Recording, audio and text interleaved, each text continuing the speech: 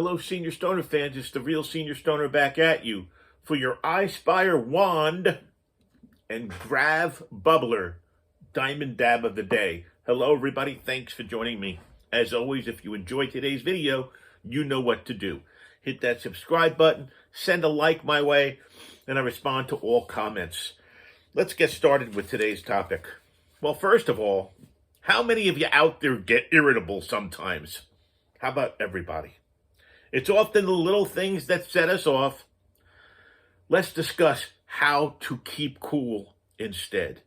We've got to understand a few key points. When a person is irritable, their stress hormones surge into action, and they enter into what's called the flight or fight mentality. Irritability can lead one to snap, to bark, and to chastise anyone around them. Addressing the source of irritation and checking the amount of one's caffeine and stimulant consumptions are some ways to combat irritability. Irritability is something we all experience one time or another. But what sets it apart from other emotional states is to the extent in which it pollutes the emotional atmosphere, frankly, around us. Irritability is the carbon monoxide of emotional pollutants. One person's irritable mood can release negativity and stress-inducing vibes that negatively impact the entire office, household, classroom, or wherever you are. When we feel irritable, we feel on edge, grumpy, cranky, and sour. Our tolerance is lower, and we're much more likely to be bothered by the kinds of minor frustrations we ordinarily shrug off.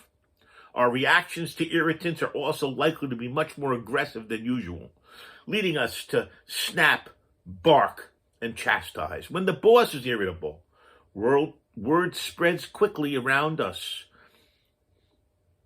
The office says, stay out of his way or her way. When mom and dad comes home from work in an irritable state, it takes all of a few minutes for the kids to exchange glances and quietly withdraw to their rooms or put on their earphones. Irritability is no treat for the person experiencing it either. Our stress hormones have surged into action, and we enter the same flight or fight mentality our ancestors did when they were on caveman watch for the dinosaurs. The slightest movement or noise can make us jump and react as if we're under attack with nary a threat in the sky.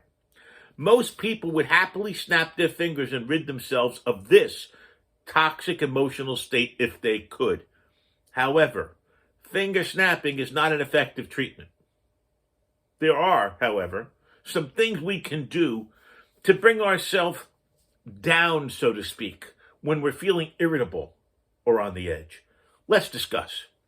Well, you got to figure out the source. The best way to reduce irritability is to figure out what's making you irritable and then address it. Identify when you first became irritable and consider what might have set you off.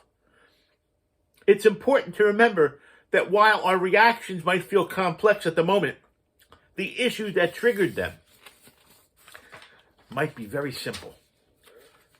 Remember I mentioned caffeine and stimulants? Well, it turns out that a real problem exists, that people who drink a lot of coffee and have a lot of stimulants in their systems can really be frequent irritable people. So consider cutting back if that's you. Well, remember I said it's the little things? We often dismiss considering things that shouldn't make us irritable, even if they actually do. For example, a competitive person might become irritable when they lose at words with friends. But since they know that's silly, they ignore the fact that their mother's triple word score vaulted her to the lead and triggered their internal sources. Be honest with yourself about what's bothering you. Simply acknowledging that something is making you irritable is often enough to take the edge off. You got to get in touch with your own compassion. Being compassionate with ourselves can be a powerful way to calm our churning emotions. We have to acknowledge in our head that we feel really irritable and how unpleasant it is. Then imagine getting a hug from someone who cares about you. Once you feel a little bit better, use your compassion to consider how it has made those around you feel and how important it is to not take it out on them. We've got to gain perspective also.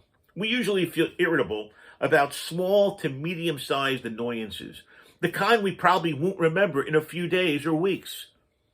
Maybe take a few minutes to remind ourselves of the larger picture, the things that are going on well in our life, and the things for which we can be grateful, such as our family, such as people who love us. But if you feel too unsettled to do this kind of thinking, maybe we try something else. Maybe what we try is ridding ourselves of negative energy. That's right. We talked about the flight or fight response. It might be a good idea to take a quick run, or a walk, or some push-ups, or crunches, or hand crunches. Anything you can do to rid yourself of excess energy that might be fueling the irritability. Fresh air and a leisurely walk could do wonders as well. And for those who cannot use exercise, the entirely opposite approach works well. As well, get quiet or alone time. Find a quiet place to think it through, or disengage totally from the commotion and activity around you. Irritability can be your mind's way of alerting you that you need a break. So take one. Listen to music, pet your dog, do some stretching, meditate, take a bubble bath, go in your hot tub. When you're done, take a deep breath and prepare yourself to re-engage so your system isn't shocked back into irritability once you re-enter the fray. You see, sometimes it's just about taking the edge off. Sometimes it's about just letting a little air out of those tires, so to speak. Sometimes, in fact, most of the time, it's not as bad as you first think. Well, you know what I mean by that. Things sometimes seem pretty dismal. But if you look at them a little bit more and in detail, guess what? They might not seem as bad. So my suggestion, because I get irritable a lot, because of the pain I'm in and the medicine I'm on, but I love people around me. So I try the hardest I can to not be difficult for them. Remember, irritability is the other person that's seeing it. Whatever you're doing, you might not be sensing, but the people around you, your loved ones, will be.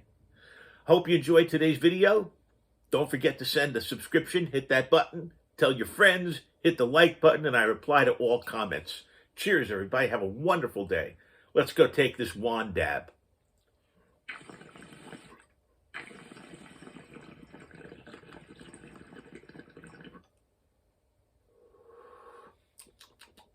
I forget how tasty the wand can be.